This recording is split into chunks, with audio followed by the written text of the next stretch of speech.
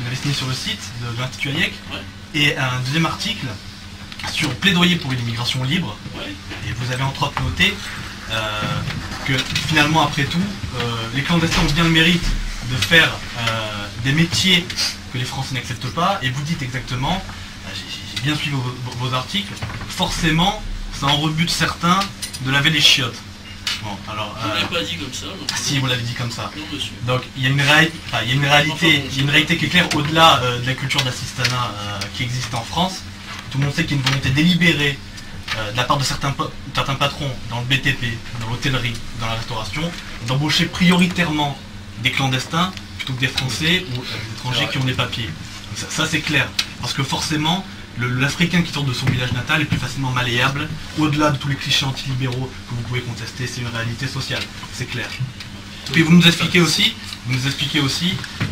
qu'après tout, la chasse aux clandestins, parce que vous parlez de chasse, vous citez Vichy aussi, c'est-à-dire qu'on croit entendre un discours de Réseau Éducation Sans Frontières ou de la LCR, quoi. Vous nous expliquez que la chasse aux clandestins, par un rapide calcul de coin de table, donc on apprécie le sérieux de l'analyse, ça représente environ 2 milliards d'euros par an.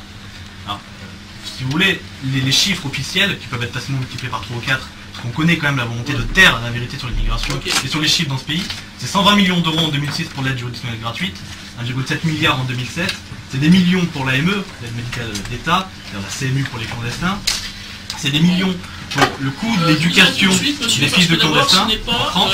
C'est pas vraiment en rapport avec le sujet de ce soir. Non, non, mais je profite que vous Non, avez non, en attendez, Provence pour attendez, remettre attendez, 2-3 choses à leur place.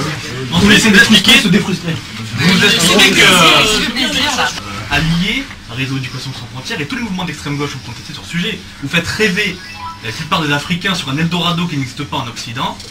Je suis. Vous favorisez une situation. Est-ce que tu peux les salopards de faire rêver les immigrés en Afrique et de partout sur un Eldorado qui n'existe pas, cette situation n'existerait pas.